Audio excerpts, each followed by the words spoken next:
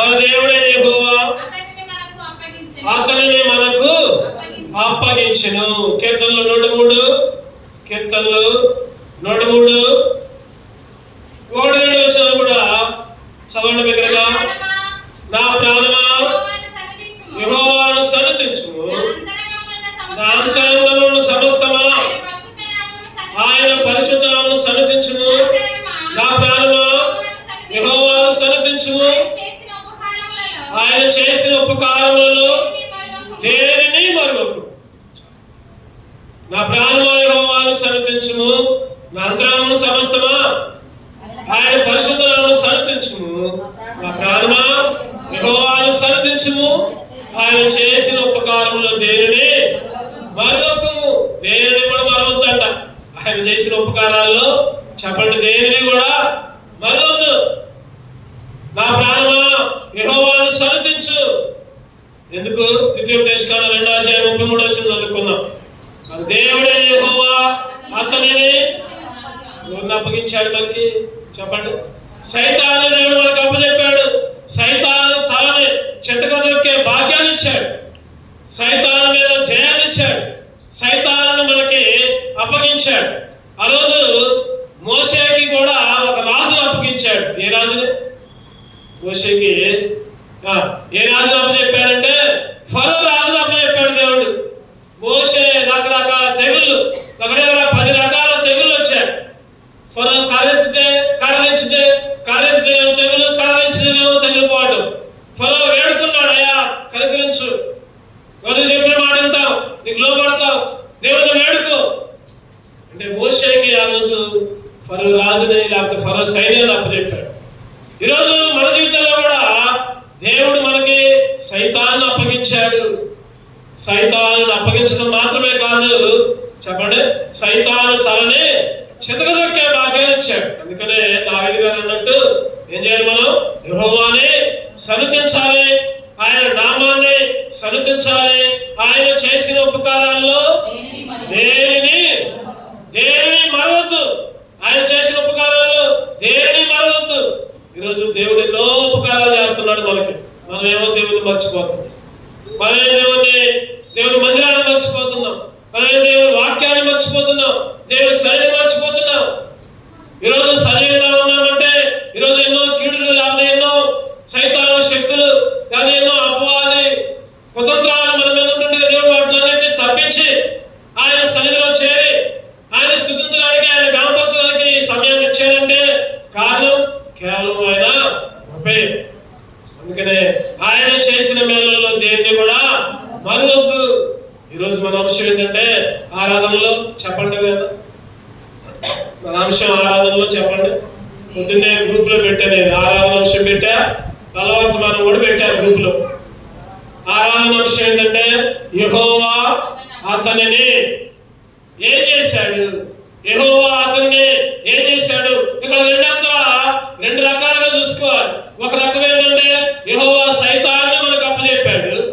రెండోది ఏంటంటే సైతాన్ని మనకు అప్పచెప్పి మనల్ని ఏమి చేసుకున్నాడు?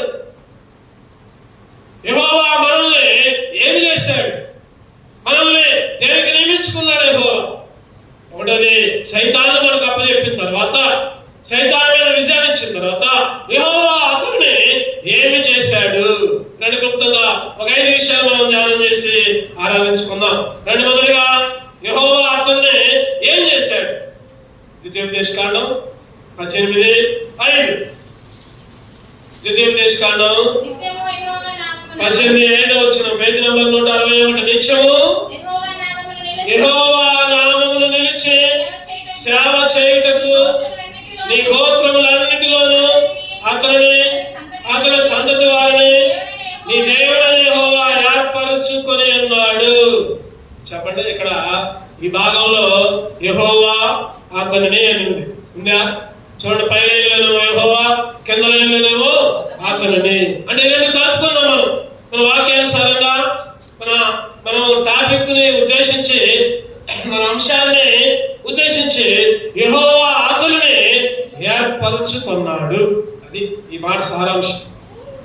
ఈరోజు సైతాను మీద విజయాన్ని ఇచ్చిన తర్వాత యెహోవా అతనిని, అంటే సైతాన్ని మనకు అప్పచెప్పిన తర్వాత మొదటిగా ఏం చేస్తారంటే యెహోవా అతనిని ఏర్పరచుకున్నాడు.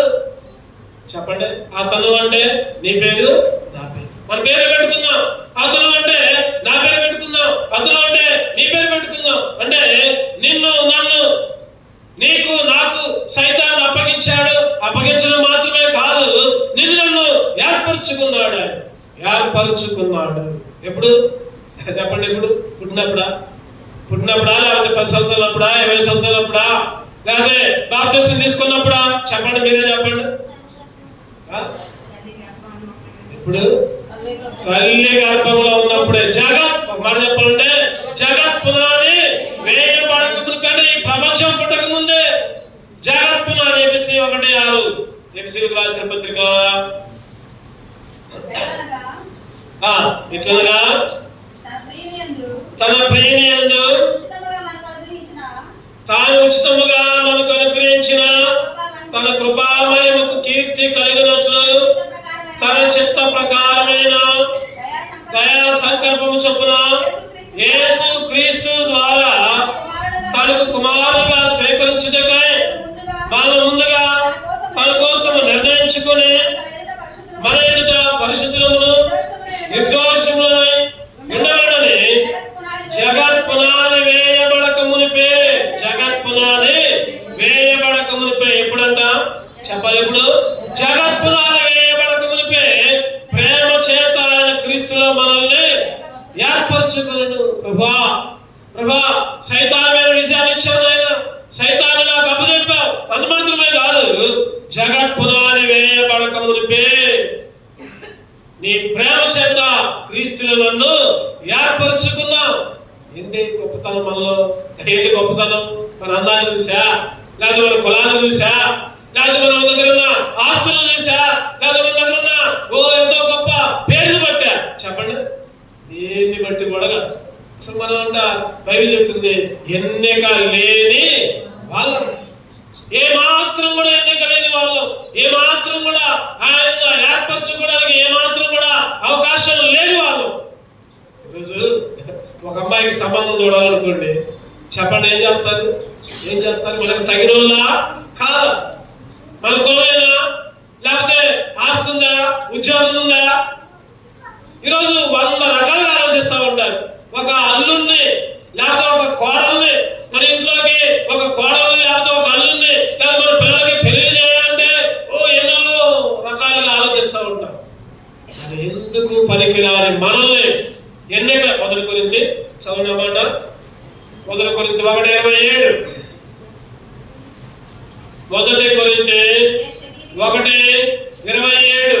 ఏ శరీరము దేవుని ఎదుట అతిశయింపకూడనట్లు జ్ఞానులను సిగ్గుపరచుటకు లోకంలో నుండి వెర్రి వారిని దేవుడు ఏర్పరచుకున్నాడు. ఎవరినన్నా? దేవుడిని వెర్రి వారిని. ఇంకా కింద బలవంతులైన వారిని సిగ్గుపరచుటకు బలహీనులమైన మనల్ని ఏర్పరచుకున్నాడు. 3వది ఎన్నికైన వారిని అర్థం చేయటకు లోకములో నీచులైన వారిని, తృణీకరించబడిన వారిని, ఎన్నిక లేని వారిని. 2 లక్షణాలు ఉన్నాయి మన దగ్గర, చెప్పండి. 5 లక్షణాలు ఉన్నాయి. ఒకటోది వెర్రివాళ్ళు, రెండోది బలహీనులు, మూడోది ఎన్నిక లేని వారిని, నీచులైన వారిని, తృణీకరించబడిన వారు. మొత్తం 5 లక్షణాలు. దేనికి పనికిరాము. ఈరోజు దేనికి పనికిరాని మనల్ని దేవుడు ఏర్పరచుకున్నాడు. అందుకే దేవుని ఆరాధించుకోవాలి. జగత్ పునాది వేయబడక మునిపే. ఎప్పుడంట? జగత్ పునాది వేయబడక మునిపే నిన్ను ఏర్పరచుకున్నాడు. చీకట్లోంచి వెలుగులోకి లాగాడు. సొత్తైన ప్రజగా చేసుకున్నాడు. సొత్తైన ప్రజ. చదవనమాట. 1 పేతురు 2:9. 1 పేతురు 2:9. అయితే మీరు చీకట్లో నుండి ఆశ్చర్యకరమైన తన వెలుగులోనికి మిమ్మల్ని పిలిచిన వారి గుణాతిశయములను ప్రచురము చేయ నిమిత్తము ఏర్పరచబడిన వంశమును, రాజుల యాజక సమూహమును, పరిశుద్ధ జనమును, దేవుని సొత్తైన ప్రజలై ఉన్నారు. దేవుని సొత్తైన ప్రజగా, ఏర్పరచబడిన వంశముగా, రాజులైన యాజక చెప్పండి ఎన్ని లక్షణాలు వచ్చినాయి చూడండి. ఒకప్పుడు బలహీనులు, వెరివారి, త్రోగరించబడ్డ వాళ్ళు, నీచులు, ఎన్నిక లేని వారిని ఇప్పుడు ఇప్పుడు చీకటిలోంచి వెలుగులోకి తీసుకున్నాడు. ఏర్పరచబడిన వంశంగా ఉంచుకున్నాడు. రాజులైన యాజక సమూహంగా చేసుకున్నాడు. పరిశుద్ధ జనంగా చేసుకున్నాడు. దేవుని సొత్తైన ప్రజగా. 5 లక్షణాలు ఉంటే ఈ 5 లక్షణాలు ఇచ్చాడు మనకి. అందుకే దేవుని ఆరాధించాలి. అందుకే దేవుణ్ణి ఆరాధించాలి. ఏర్పరచుకొని ఏం చేశాడంటే మొదటి తెస్సలోనికీయులకు రాసిన పత్రిక 5వ అధ్యాయం 9వ వచనం. మొదటి తెస్సలోనికీయులకు రాసిన పత్రిక 5:9. ఎందుకనగా మన ప్రభువైన యేసుక్రీస్తు ద్వారా రక్షణ పొందుటకే దేవుడు మనల్ని నియమించును, కానీ ఉగ్రత పాలగుటకు నియమించలేదు. ఎందుకనగా చెప్పండి, ఎందుకంటే ఎందుకు ఏర్పరచుకున్నాడు? రక్షణ పొందుటకే. రక్షణ పొందుటకే. అసలు ఎందుకు ఏర్పరచుకున్నాడంటే రక్షణ పొందడానికే. ఈరోజు దేవుని ఆరాధించాలి. యెహోవా అతనిని ఏర్పాటు చేసుకున్నాడు. యెహోవా అతనిని ఏర్పాటు చేసుకున్నాడు. మొదటిగా ఏం చేశాడంటే సైతాన్ని అప్పచెప్పాడు. అప్పచెప్పిన తర్వాత ఏం చేశాడంటే యెహోవా అతనిని ఏర్పాటు చేసుకున్నాడు. ఏర్పాటు చేసుకొని గొప్ప రక్షణ ఇచ్చాడు. మొదటి విషయం ఏంటంటే యెహోవా ఏర్పాటు చేసుకొని గొప్ప రక్షణ ఇచ్చాడు. ఈరోజు మనం ఆరాధించాలి. ప్రభువా, ఎన్నిక లేని వారిని, నీచులైన వారిని, తృణీకరించబడిన వారిని, వెర్రి వారిని, నీచమైన వారిని ఏర్పరచుకొని రాజైన యాజక సమూహంలో సొత్తైన ప్రజగా, ప్రభా ఏర్పరచబడిన వంశముగా, ప్రభా నీ సొత్తైన పిల్లలుగా ఎన్నుకున్నావు, ఏర్పరచుకున్నావు, గొప్ప రక్షణ ఇచ్చావు. గొప్ప రక్షణ ఇచ్చావు. అందుకే నిన్ను స్తుతిస్తున్నా, అందుకే నిన్ను ఆరాధిస్తున్నా. చదవండి. రెండవదిగా చదవండి. మొదటిగా యెహోవా అతన్ని ఏర్పరచుకొని రక్షణ ఇచ్చాడు, గొప్ప రక్షణ ఇచ్చాడు. రెండవ చదవండి. 2 సమూయేలు 12. 2 సమూయేలు 12:25 చదవండి. 262 పేజీ నంబర్. యెహోవా అతన్ని ప్రేమించి నాతాను ప్రవక్తను పంపగా. చాలు. రెండోదిగా యెహోవా అతనిని ప్రేమించి. యెహోవా అతనిని ప్రేమించి. మొదటగా యెహోవా అతన్ని ఏర్పాటు చేసుకుని. ఎవరిని ఏర్పాటు చేసుకున్నట్టే ఇశ్రాయేలు జనాంగం గురించి రాయబడింది. అక్కడ ఇశ్రాయేలు గురించి రాయబడింది. రెండోదిగా యెహోవా అతన్ని ప్రేమించి. అతను అంటే ఎవరంటే ఇక్కడ దావీదు.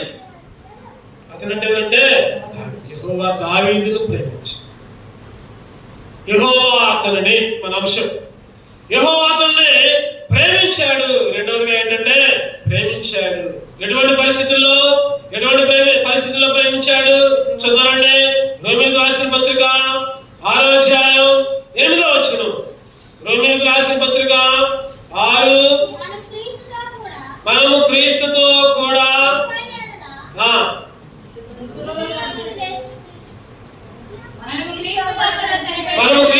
కూడా చనిపోయిన కదా మృతులలో నుండి లేచిన క్రీస్తు ఎక్కను చనిపోడని, మరణమునకు ఎక్కను ఆయన మీద ప్రభుత్వం లేదని ఎరిగి ఆయనతో కూడా జీవించుదామని నమ్ముచున్నాం.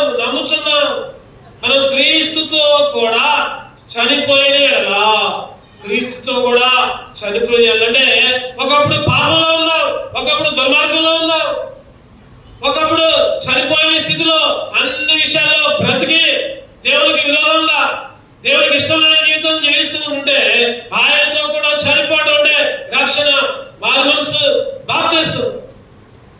ఈ 3 లక్షణాలు. మనము క్రీస్తుతో కూడా చనిపోయిన ఎడలా రక్షించాడు, మారు మనసు ఇచ్చాడు, బాప్తిసం ఇచ్చాడు. ఆయన వాళ్ళని ప్రేమించాడు కాబట్టి నీ కొరకు నా కొరకు మరణించాడు. గలాతీయులకు రాసిన పత్రిక 2వ అధ్యాయం 20వ వచనం చదవండి. గలాతీయులకు రాసిన పత్రిక 2:20. నేను క్రీస్తుతో కూడా సిలువ వేయబడి ఉన్నాను, ఏకను జీవించువాడను నేను కాను, క్రీస్తే నాయందు జీవించుచున్నాడు. నేనిప్పుడు శరీరమందు జీవించుచున్న జీవితము నన్ను ప్రేమించి నా కొరకు తను తాను అప్పగించుకున్న దేవుని కుమారుని విశ్వాసం వలన జీవించుచున్నాము. నన్ను ప్రేమించి నా కొరకు తను తాను అప్పగించాడు. ఈరోజు యేసుక్రీస్తు ఏం చేశారంటే ప్రేమించాడు వాళ్ళని. ఆయన యెహోవా అతన్ని ప్రేమించి ఆయన ఏర్పరచుకోవడం మాత్రమే కాదు, రెండవదిగా ఆయన యెహోవా అతన్ని ప్రేమించి తను తానే సిలువలోకి అప్పచెప్పుకున్నాడు. ఎటువంటి వాళ్ళని ప్రేమించింది ఆయన? చెప్పండి, ఎటువంటి వాళ్ళని ప్రేమించింది? పౌలు గారు అంటారు కదా, చెప్పండి, పూర్వము నేను దోషకుడును హింసకుడును. చదవడం మాట చదవండి. మొదటి తిమోతి 1:12. పూర్వము దోషకుడును హింసకుడును హానికరుడైన నన్ను తన పరిచర్యకు నియమించి నమ్మకమైన వారిగా. ఎంత గొప్పదని చూడండి. ఎటువంటి వాడిగా అంట? నమ్మకమైన వాడిగా. నమ్మకమైన వాడిగా. పూర్వము ఎటువంటి పరిస్థితి?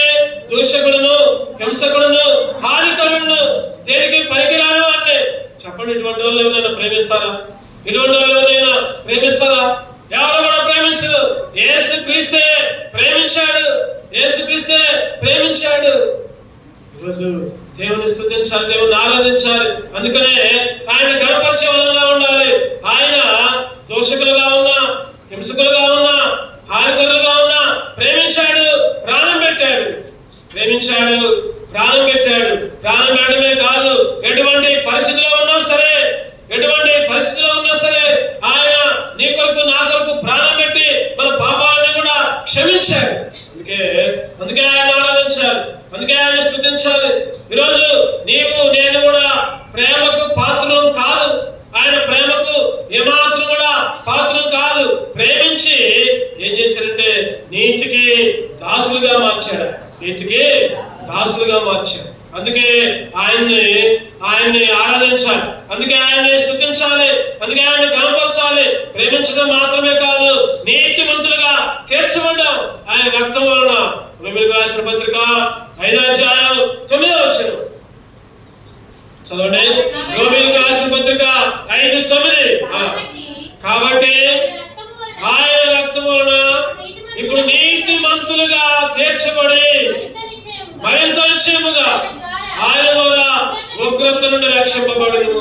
నీతికి దాసులుగా మార్చి, ఒకప్పుడు పాపానికి దాసులు, ఒకప్పుడు దుర్మార్గానికి దాసులు, ఒకప్పుడు హింసక దాసులు, అటువంటి మనల్ని నీతిమంతులుగా మార్చి నీతికి దాసులుగా ఉంచాడు. అందుకే యెహోవాను ఆరాధించేవారు ఎట్లా ఆరాధించాలంట?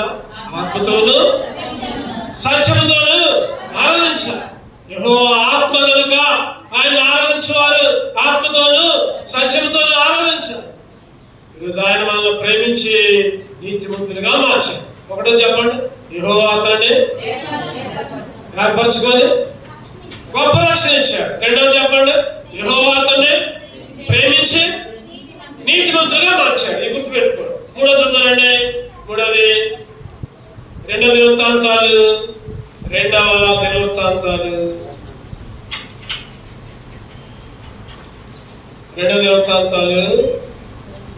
అధ్యాయం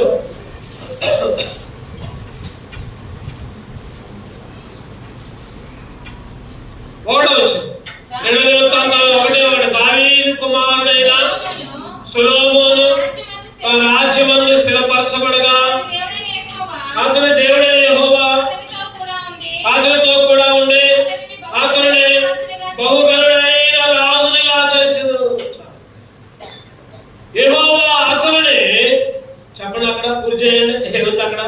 యెహోవా అతనిని గరుడైన రాజుగా. మూడవదిగా యెహోవా అతనిని గరుడైన రాజుగా, అంటే యెహోవా అతన్ని ఘనపరిచాడు. యెహోవా అతన్ని ఘనపరిచాడు. ఎవరిని చెప్పండి? ఇక్కడ ఎవరిని? దావీదునే. ఇక్కడ కూడా దావీదునే. యెహోవా అతన్ని సొలొమోన్ని, దావీదు కుమారుడైన సొలొమోన్ని యెహోవా అతన్ని ఘనుడైన రాజుగా ఘనపరిచాడు. దేవుడు ఘనపరిస్తే చెప్పండి, దేవుడు ఘనపరచదలిస్తే మనుషులు పట్టించుకోపోయినా పర్లేదు, మనుషులు కనపరచపోయినా పర్లేదు. ఈరోజు చాలా మంది కూడా మనుషులు గొప్ప చేయాలి, మనుషులు కనపరచాలని అనుకుంటారు. మనుషులతో కాదు మనకు కావాల్సింది. ఎవరితో కావాలి? మనకి దేవుడితో కావాలి. ఎవరైతే దేవుడిని గణపరుస్తారో దేవుడు వారిని, నన్ను ఘనపరచు వారిని నేను ఘనపరుస్తా ఉన్నాను. ఎవరితో అన్నాడు ఈ మాటలు? ఆ సౌండ్ చేయొద్దు, కూర్చో. ఎవరితో అన్నాడు ఈ మాటలు అంటే చెప్పండి, ఎవరితో అన్నాడు ఈ మాటలు? నన్ను ఘనపరచు వారిని నేను ఘనపరుస్తున్నాను. చెప్తారని చెప్తాను. ఎవరితో నేను చెప్పండి, ఏదో గుర్తొచ్చింది చెప్పండి. చూడండి, మొదటి సమయంలో ఇటువంటి ప్రశ్నలు అడిగినప్పుడు చెప్పాలి. ఎన్నిసార్లు చదువుకున్నావు? ఎవరితో అంటాడంటే ఎవరితో గొప్ప ప్రవక్తతో అంటాడు ఈ మాటలు. ఏలే ప్రవక్తతో అంటూ ఉంటాడు. ఈ మాట మనకు గుర్తుండాలి ఎప్పుడైనా సరే. మొదటి సమయం 2వ అధ్యాయం 30వ వచనం చివర్లే నన్ను గణపరచు వారిని నేను గణపరచుదును, నన్ను తృణీకరించిన వారు నన్ను గణపరిస్తే నేను గణపరుస్తా. నా ఇంటికి వస్తే నేను మీ ఇంటికి వస్తా, నా సన్నిధికి వస్తే నేను మీ కార్యం చేస్తా, నన్ను ప్రార్థన చేస్తే నేను మీ మొరాలకిస్తా. ఇవన్నీ ఎవరి మాటలంటే మనుషుల మాటలు కాదు. ఎవరి మాటలు? దేవుడు మాట. ఎవరితో అంటున్నాడు? ఇక్కడ ఏలితో అంటున్నాడు. ఏలి అనే ప్రవక్త వృద్ధుడై ఉన్నాడు. ఏలి యొక్క కుమారులు తప్పు చేస్తుంటే గద్దించట్లా. తెలియకపోతే అనుకోవచ్చు, తెలిసి కూడా తప్పు చేస్తే తెలిసి కూడా గద్దించుకోకపోతే, యేసుక్రీస్తు దేవుడు ఆ రోజు యెహోవా దేవుడు అంటున్నాడు కదా, ఏలే ఇగో నీ కుమారులను గొప్ప చేస్తున్నావు, ఇగో నీ పిల్లలను గొప్ప చేస్తున్నావు, ఇగో నీ పిల్లలు తప్పు చేస్తున్నారు, నీ పిల్లలు తప్పు చేస్తున్నావు, వాళ్ళ గది ఇట్లా నువ్వు నన్ను కనపరచడం మానేసి నీ పిల్లలను కనపరుస్తున్నావు. జాగ్రత్త, నన్ను కనపరిస్తే నేను కనపరుస్తా, నన్ను తృణీకరిస్తే నిన్ను తృణీకరిస్తా. ఏలితో అనేది మాట. ఈరోజు సొలొమోను కూడా దేవుణ్ణి కనపరిచాడు. దేవుని కనపరిచిందా లేకపోతే ఆస్తిని కనపరిచిందా? చెప్పండి, ఎవరు కనపరిచాడు? సొలొమోనుతో దేవుడు కనపడి సొలొమోను ఇట్లా అన్నాడు. సొలొమోను వచ్చాడు, ఇగో ఇక్కడ చూడు బంగారం ఉంది, ఇక్కడ చూడు రాజ్యం ఉంది, ఇక్కడ చూడు వెండి ఉంది, ఇక్కడ చూడు జ్ఞానం ఉంది, ఏది కావాలి కోరుకో. ఏది కావాలి చెప్పండి, ఏం కోరుకున్నాడు? వెండి కోరుకోవాలా, బంగారం కోరుకోవాలా, లేకపోతే రాజ్యాన్ని కోరుకోవాలా? అయ్యా నాకు నువ్వే కావాలయ్యా, నువ్వు ఇచ్చే జ్ఞానం కావాలి. ఎందుకంటే ఈ 30-40 లక్షల మంది, ఈ 30-40 లక్షల ఇశ్రాయేలుని పరిపాలించడానికి ఎంతో జ్ఞానం కావాలి. చెప్పండి, ఒక 50 మంది సంఘం ఉంటేనే, ఒక 30 మంది సంఘం ఉంటేనే ఒక్కొక్కరు ఒక్కొక్క దారి, ఒక్కొక్కరు ఒక్కొక్క మాట. ఒకరి మాటకి ఒకరికి సరిపోదు. ఒకరు ఒకటి ఉంటే ఒకరు ఒకటి అంటే. ఈరోజు 30 లక్షల మంది, దేవా ఈ 30 లక్షల మందిని పరిపాలించడానికి నాకు జ్ఞానం ఇయ్యి. ఎవరిని కనపరిచినట్టు? దేవుని కనపరిచాడు. వెండిని కనపరచరా, బంగారాన్ని కనపరచరా, లేకపోతే రాజ్యాన్ని కనపరచరా. అందుకే దేవుడు సొలొమోను ఏం చేశాడు చెప్పండి? మళ్ళీ ఒకసారి చదవండి అన్నమాట. 2వ దినవృత్తాంతాలు 1:1. దావీదు కుమారుడు సొలొమోను తన రాజ్యమందు స్థిరపరచబడగా అతని దేవుడైన యెహోవా అతనితో కూడా ఉండి అతనిని బహు గనుడైన రాజుగా నువ్వు నేను కూడా ఎవరు చెప్పండి? మన ఎవరు? దరిద్రులు. ఒక మాట చెప్పాలంటే దరిద్రులు. దేనికి పనికిరాని వాళ్ళు. పైకి మంచిగానే ఉంటాం, చీకట్లో కానీ మన బతుకులు తెలియవు. చెప్పండి, ఎప్పుడు తెలుస్తాయి మన బతుకులు? ఎప్పుడు తెలుస్తాయి? చీకట్లో తెలుస్తాయి. చీకట్లో పాపం కోసం వ్యాపారాలు ఆడుకోవడం, చీకట్లో ఎవరికి తెలియదు అనుకుంటారు. కానీ దేవుడు చెప్పండి, నువ్వు కూర్చుండుట, నువ్వు లేచుదా, నువ్వు నడుచుదా, నువ్వేం చేసినా కూడా సమస్తము ఎరిగిన దేవుడు. ఈరోజు అనుకోవచ్చు మనం, అయ్యా నేను 4 గోడల మధ్య చేస్తున్నానే, నేను నా భర్త తెలియకుండా చేస్తున్నానే, లేదా నా భార్య తెలియకుండా, పిల్లలు తెలియకుండా, లేదా ఇంకెవరికి తెలియట్లేదు, నా బజార్లో కూడా తెలియట్లేదు అని అనుకుంటున్నావేమో. దేవుడికి అన్ని కూడా. అందుకనే దేవుడు అంటున్నాడు, సొలొమోను విషయంలో అంటున్నాడు, చక్కగా అంటున్నాడు, నన్ను గణపరిచింది కాబట్టి గరుడైన రాజుగా. ఈరోజు నీ పరిస్థితి, నా పరిస్థితి ఎటువంటి పరిస్థితి? ఒకప్పుడు నువ్వు నేను దరిద్రులు, ఎందుకు పనికిరాని వాళ్ళు, లోకములో, కులములో, లేకపోతే ఆచారాల్లో, మతాల్లో దేవునికి వ్యతిరేకముగా ఇష్టం వచ్చిన జీవితం జీవించి పాపము చేసి దేవుడిని గురించి మహిమను పొందలేకపోవచ్చుంటే దరిద్రులమైన మనల్ని గనులుగా చేశాడు. చదువుతారండి అన్నమాట. చదువుతాం. 1 సమూయేలు 2వ అధ్యాయంలో వచ్చిన 1 సమూయేలు 2:8 చదవండి. 1 సమూయేలు 2:8 224 పేజీ నంబర్. దరిద్రులను అధికారులతో కూర్చుండబెట్టుటకును మహిమగల సింహాసనమును స్వతంత్రింప చేయుటకును వారిని మట్టిలో ఎత్తువాడు ఆయనే. ఇంకా లేమి గల వారిని పెంట కుప్పల మీద నుంచి రావనెత్తువాడు. నీకు నాకు అదే ఆధిక్యత. ఒకప్పుడు మనసుదే పెంట కుప్పల మీద, ఒకప్పుడు దరిద్రులు, ఒకప్పుడు మట్టిలో ఉన్నవాళ్ళు. ఏం చేశాడు ఇప్పుడు? కనులైన రాజుగా. ఏం చేశాడు చెప్పండి? కనులైన రాజుగా. ఎవరితో కూర్చుంటున్నావు ఇప్పుడు? ఆయనతో. ఆయన విందులో.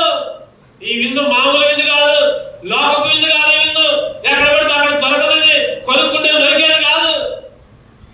ఆయన కొనుక్కుంటే దొరికింది. అది మనం కొనుక్కుంటే కాదు. చెప్పండి, ఎవరు కొనుక్కున్నారు మనల్ని? ఎవరు కొనుక్కున్నారు మనల్ని?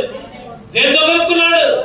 పవిత్రమైన రక్తముతో లేపి ఆయనతో పాటు, ఎక్కడన్నా ఆయనతో పాటు కూర్చుండబెట్టాడు. ఎపిసి 2వ అధ్యాయం, ఎపిసీలకు రాసిన పత్రిక ఎందుకు వచ్చినామంటే 7వ వచనం. ఎపిసి 2:7 క్రీస్తు యేసునందు మనలను ఆయనతో కూడా లేపి పరలోకమందు ఆయనతో కూడా ఎక్కడ కూర్చోబెట్టాడు చెప్పండి? ఎక్కడ మట్టిలో ఉండేవాళ్ళు, పెండగొప్పలో ఉండేవాళ్ళు, దరిద్రులని పరలోకంలో కూర్చోబెట్టాడు. అది ఘనత. అది గణపరచడం అంటే ఒక 4 శాలువాలు కప్పి, ఒక సన్మానం చేసి, ఒక దండ వేసి, ఒక 10 మంది వచ్చి పొగిడి, అది కాదు. ఈ లోకంలో అంటే చేస్తారు. అప్పుడు దాకా కడతా ఉంటారు. చచ్చిపోయిన తర్వాత ఇకంతా చేస్తా ఉంటారు. చచ్చిపోయేలాగే కడతా ఉంటారు. చచ్చిపోయిన తర్వాత జ్ఞాపకార్థం కూడా పెడతారు, దినం పెడతారు. ఇక ఆ రోజు ఒక్కొక్కరు మాట్లాడంటే ఒక్కొక్కరు వచ్చి పొగుడుతా ఉంటారు. ఆ బతుకున్నప్పుడు అసలు మాట్లాడరు, బతుకున్నప్పుడు పట్టించుకొని, బతుకున్నప్పుడు అసలుకే దగ్గరకే పోరు. ఈరోజు ఈ లోకపు పరిస్థితి. కానీ ఆయన అయితే దరిద్రులు లేపాడు, మట్టి కుప్పలను లేపాడు, పెండ కుప్పల నుంచి లేపాడు, ఆయనతో పాటు కూర్చోబెట్టాడు. ఆయనతో పాటు ఈరోజు నిన్ను నన్ను జయించే వారితో పాటు ఉంచి జయాన్ని ఇచ్చి ఈరోజు మనం ఇక్కడ కూర్చున్నామంటే చెప్పండి, జయం పొందాం. ఎవరి మీద? సైతాన్ మీద జయం పొందాం. సైతాన్ మీద జయం పొందబట్టే ఇక్కడికి వచ్చాం. లేకపోతే ఇంటి పనుల మీద విజయం పొందాం. ఇంటి పనులు తర్వాత చేసుకుంటారు, ముందు సన్నిధికి పోవాలి, ముందు మందిరానికి పోవాలి. ఆ ఇంటి పనుల మీద విజయాన్ని ఇచ్చాడు కాబట్టి ఇక్కడ కూర్చున్నాం. కొంతమంది రాలేకపోతున్నారు. కారణం ఏంటంటే ఓడిపోయారు. కొన్ని పనులు ఉన్నాయి, ఆ పనుల మీద ఓడిపోయారు. మందిరం కంటే పనులు గొప్పగా ఉంటున్నారు. రక్షణ పొంది కూడా, మారుమనస్సు పొంది బాప్తిసం తీసుకుని కూడా ఓడిపోయిన వారుగా ఇంటి దగ్గర ఉంటున్నారు. ఈరోజు మనం కూడా జయించబడి ప్రకటన చదువురండి అన్నమాట. ప్రకటన 3:21. ప్రకటన 3:21. నేను జయించి నా తండ్రితో కూడా ఆయన సింహాసనం కూర్చుని ప్రకారం జయించు వారిని నాతో కూడా నా సింహాసనం కూర్చుండాలని జయించు వారిని నువ్వు నేను జయించే వారిగా ఉంచాడు. నేను జయించేవాడుగా ఉంచాడు. అందుకే ఆయన ఆరాధించాలి, అందుకే ఆయన స్తుతించాలి. ప్రభువా నాకు జయాన్ని ఇచ్చావు. ప్రభువా దరిద్రుల్ని, పెండ కుప్ప మీద ఉన్నవాడిని, మట్టిలో ఉన్నవాడిని ప్రభా పైకి లేపావు, సింహాసనం మీద ఉంచావు, నీతో పాటు కూర్చొని పెట్టావు, నీ భోజనంలో చేసే భాగ్యాన్ని ఇచ్చావు. ఘనుడైన రాజుగా. చెప్పండి, ఏ రాజు అంట? ఘనుడైన, ఘనపరిచి రాజుగా ఉంచాడు. ఘనపరిచి రాజుగా ఉంచాడు, అధికారం ఉంచాడు. యాజకులుగా, రాజులుగా, సొత్తైన ప్రజలుగా. ఈరోజు యెహోవా అతనిని, చెప్పండి ఒకటి యెహోవా అతన్ని ఏర్పరచుకొని గొప్ప రక్షణ ఇచ్చాడు. రెండవది యెహోవా అతనిని ప్రేమించి నీతిమంతులుగా మార్చాడు. మూడవది యెహోవా అతనిని ఘనపరచి రాజుగా ఇచ్చాడు. ఈ లక్షణాలన్నీ మళ్ళీ 4వ చూద్దామండి. 2 సమూయేలు 8:8 రెండో సమయం 8:6 258 పేజీ.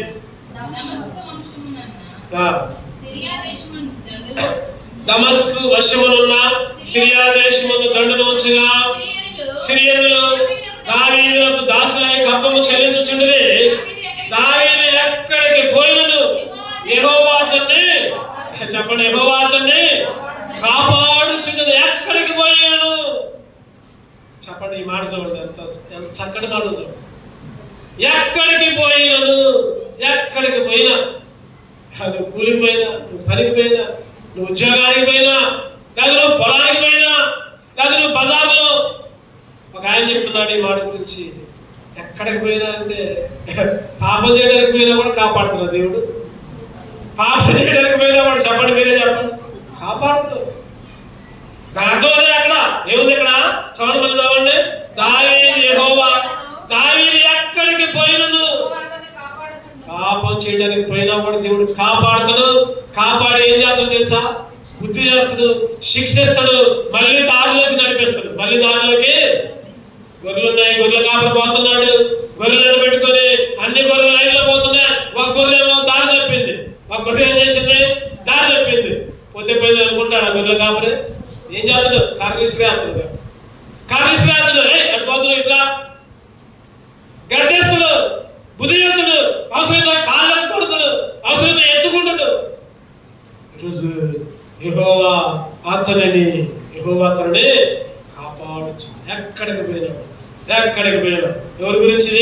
దావీదు గురించి. అయిన కూడా ఎవరి గురించి అంటే, ఎక్కడికి పోయినా కాచి కాపాడుతూ ఉంటున్నాడు. ఇశ్రాయేలు, చెప్పండి, పురిచేని ఇశ్రాయేలు కాపాడువాడు, కొనుక్కాడు, ఎదురవాడు. ఆయన కాపాడేవాడు.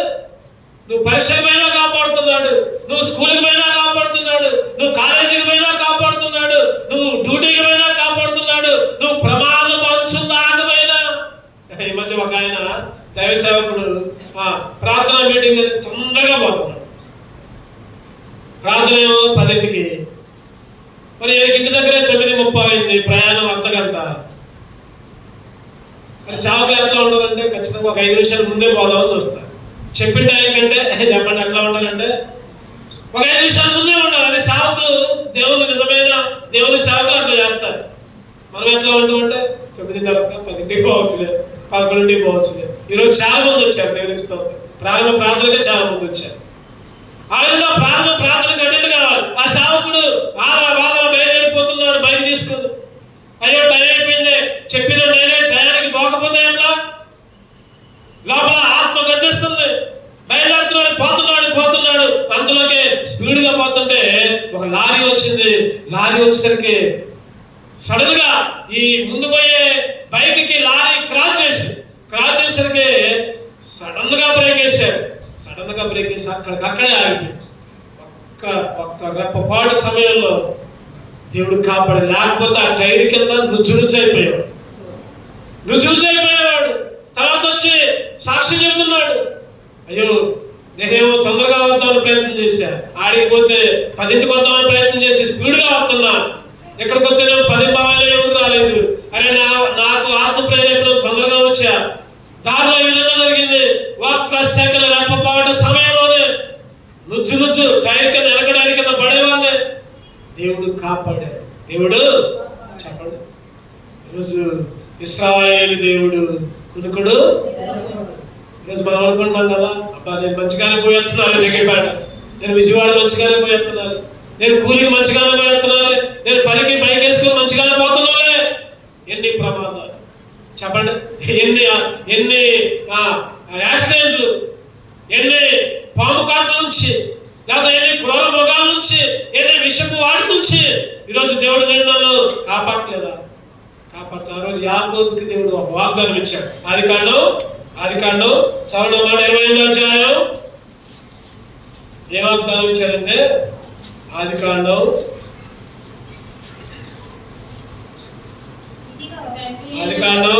28 ఎన్నో వచ్చిన 15 రావండి. 15 ఇదిగో నేను నీకు తోడైండి, నీవు వెళ్ళి ప్రతి స్థలమందు నిన్ను కాపాడచ్చు, ఈ దేశమునకు నిన్ను మరలా రప్పించను, నేను నీతో చెప్పి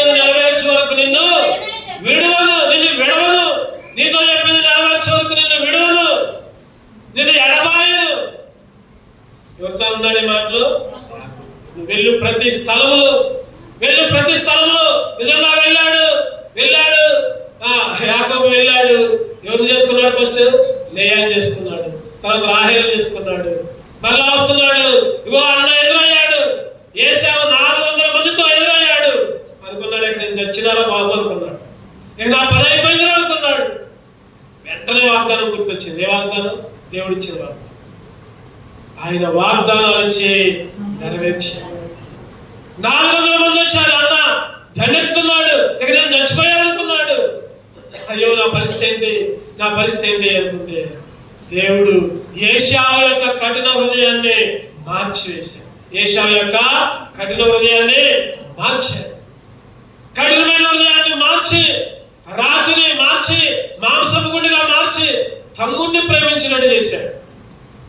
చంపుదామని వచ్చినోడల్లా చెప్పండి ఆశీర్వదించి పంపించాడు. అది గొప్ప దేవుడు వాగ్దానాలు ఇచ్చి. నా పాట పాడుకున్నావు. పాట ఏంటి? నా పాట వాగ్దానములనిచ్చి నెరవేర్చువాడవు నీవే.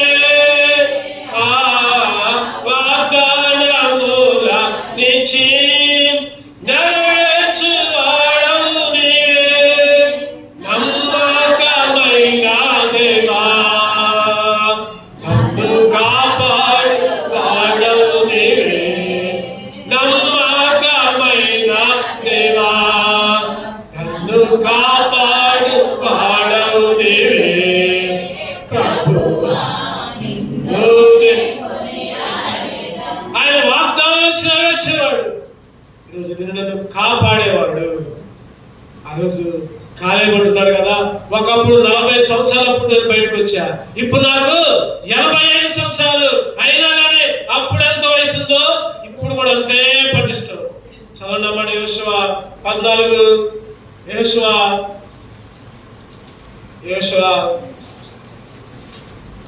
ఎన్నో వచ్చిన? యోషువ 14:10 చదవండి. 10 యెహోవా చెప్పినట్లు యెహోవా మోషేకు ఆ మాట సెలవిచ్చినప్పుడు ఇశ్రాయేలీయులు అరణ్యంలో నడిచిన 45 ఏళ్ళు ఆయనను సజీవులుగా కాపాడినాడు. ఇదిగో నేనిప్పుడు 85 ఏళ్ల వాడను. మోషే నన్ను పంపిన నాకెంత బలము, ఇప్పటికీ కూడా అంతే బలం. అంత కాపుదల, అంత భద్రత. ఈరోజు నిన్ను కూడా కాచి కాపాడాడు ఆయన. యెహోవా అతన్ని కాపాడి భద్రపరిచాడు. 4వ అంశం చెప్పండి. ఏంటి 4వ అంశం? యెహోవా నన్ను, అతని బదులు నన్ను అని పెట్టుకుందాం. ఒకటో యెహోవా నన్ను ఏర్పరచుకొని గొప్ప రక్షణ ఇచ్చాడు. రెండవది యెహోవా నన్ను ప్రేమించి నీతిమంతుడిగా చేశాడు. మూడవది యెహోవా నన్ను ఘనపరిచి రాజుగా చేశాడు. 4 యెహోవా నన్ను కాపాడి భద్రపరిచాడు. ఎక్కడ? సియోనులో. ఎక్కడ భద్రపరిచాడు చెప్పండి? సియోను అనే ఇంటిలో, సియోను అనే దీపస్తంభంలో, సియోను అనే మందిరంలో, దేవుని ఇంట్లో భద్రంగా వచ్చాడు. చివరిగా ఇంకొకటి చూసుకొని మనం ముగించుకోండి. రండి చూద్దాం. అపోస్తుల కార్యాలు 26:12. అపోస్తుల కార్యాలు 26:12. అందునిమిత్తము నేను ప్రధాన యాజకుల చేత అధికారమును ఆజ్ఞయు పొంది దమస్కునకు పోవుచుండగా రాజా. అపోస్తుల కార్యాలు కాదు, క్షమించండి. అబ్రహాము ఆదికాండం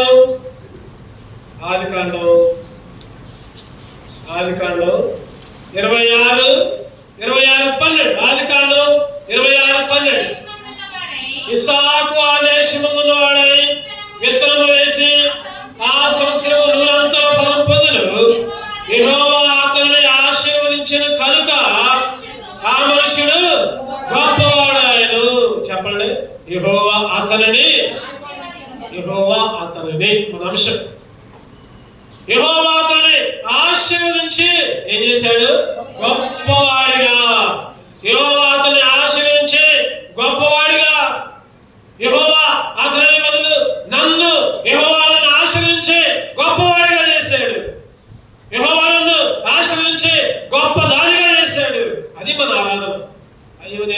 గొప్పది కాలేదుగా, నేనేం గొప్పదాన్ని కాలేదు అనుకుంటున్నారేమో.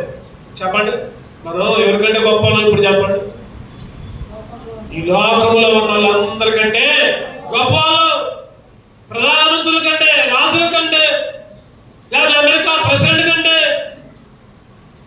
ఒక ఆయన అంటున్నాడు కదా, నేను ఈ లోకంలో ఉన్న ఎవరికి సొత్తు కాదు, కానీ నా తండ్రి ఆకాశాన్ని భూమిని అందరి సమస్తమును సృష్టించిన తండ్రి నా తండ్రి. ఆయన కొడుకు నేను, ఆయన నా రాజు ఆయన. అగో అమెరికా నాదే, ఢిల్లీ నాదే, బొంబాయి నాదే, ఆ విమానాలు నాయే, ఈ నాయే, అయి నాయే. ఎవరనేది మాకు ఈ మధ్య చనిపోయారు ప్రైవేట్ తగడాలుగా. ఆయన వాక్యాలు ఏంటంటే, ఆయన చిన్న చిన్న బిట్లు వస్తూ ఉంటున్నాయి ఫోన్లలో. అంతకుముందు ఆయన గురించి ఎవరికి తెలియదు.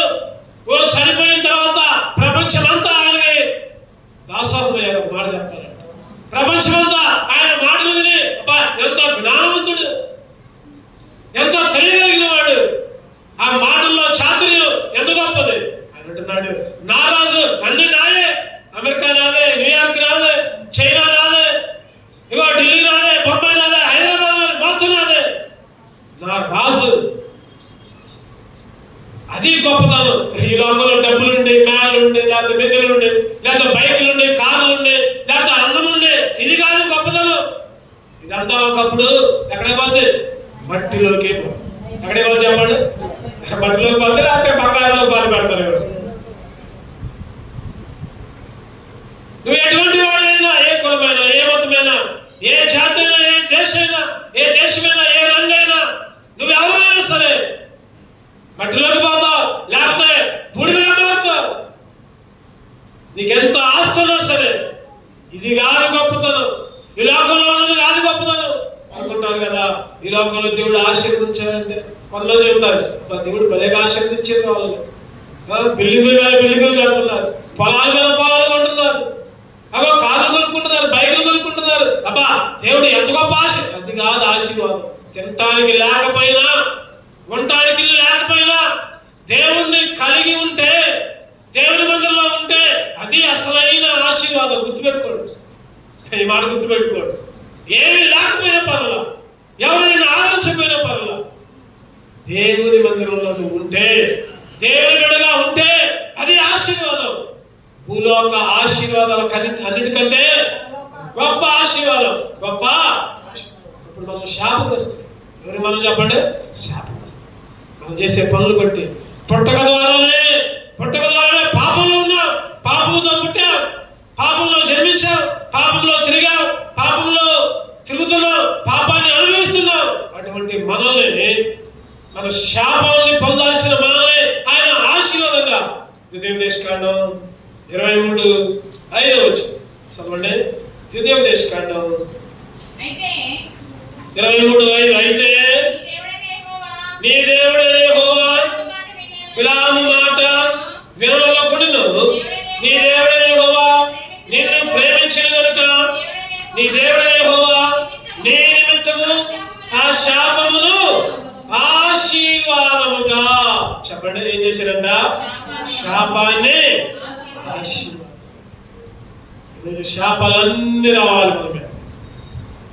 మనం చేసిన నడకలను బట్టి, మన పాపాలను బట్టి, మన చూపులను బట్టి, మన ప్రవర్తన బట్టి, మన పాపాలను బట్టి ఎన్నో శాపాలు. ఆ శాపాలను దేవుడు ఏం చేశాడు? ఆశీర్వాదంగా.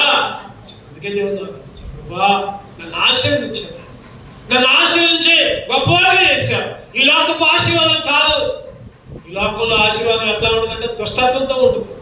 చెప్పండి, ఏ ఆశీర్వాదం అంటే దుష్టత్వం. అపొస్తలుల కార్యాలు 3వ అధ్యాయం ముగించుకుందాం మనం. ఇక అపొస్తలుల కార్యాలు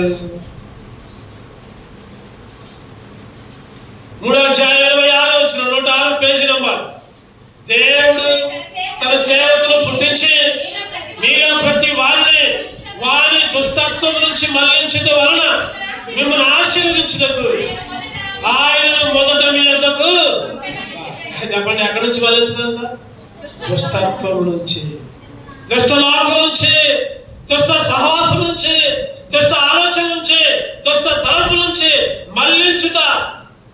ఇక వాటికెళ్ళి కాదు చూపులు, ఒకప్పుడు వాటికెళ్ళే ఎక్కడ పాపమా, ఎక్కడ అబద్ధమా, ఎక్కడ మాయా, ఎక్కడ మోసమా, ఎక్కడ వ్యతిరేకమా? ఇప్పుడు దాంట్లోంచి మళ్ళించి ఏం చేశారు ఆయన? ఆశీర్వదించారు. దుష్టత్వం నుంచి మళ్ళించటయే అదే ఆశీర్వాదం. అటువంటి ఆశీర్వాదాన్ని నీకు నాకు ఇచ్చాడు. ఆశీర్వదించి ఏం చేశాడు? గొప్పవాడిగా. అందుకే ఆయన ఆరాధించాడు. చెప్పండి, ఇప్పుడు చెప్పండి. యెహోవా అతనిని ఫస్ట్ ఏం చేసిండు? యెహోవా అతనిని మనకు అప్పచెప్పాడు. అతను అంటే ఎవరు? ఫస్ట్ సైతాన్. ఫస్ట్ ఎవరంటే? అతను అంటే సైతాన్. యెహోవా అతను మనకు అప్పచెప్పాడు. అప్పచెప్పడం అంటే మన కాళ్ళ కింద చిరగబట్టబడ్డాడు. అతన్ని అప్పచెప్పిన తర్వాత మళ్ళీ ఏం చేశారంటే, ఒకటోది ఏర్పరచుకొని గొప్ప రక్షణ ఇచ్చారు. మామూలు రక్షణ కదా, అది గొప్ప రక్షణ. రెండోది యెహోవా అతన్ని ప్రేమించి నీతిమంతులుగా మార్చాడు. మూడోది అతని బదులు నన్ను పెట్టుకున్నాం. యెహోవా నన్ను ఘనపరిచి రాజుగా చేశాడు. నాలుగోది యెహోవా నన్ను కాపాడి భద్రపరిచాడు. ఐదవదిగా యెహోవా నన్ను చెప్పాలి ఆశీర్వదించి గొప్పవాడిగా. ఐదంతల ఆశీర్వాదం, ఐదంతల ఆశీర్వాదం నాకు ఇచ్చేవాడు. ఈ ఐదంతల ఆనందంతో నేను ఆరాధిస్తున్నాను. ఆరాధించే దేవుడు మనల్ని సిద్ధపరిచిన గాక.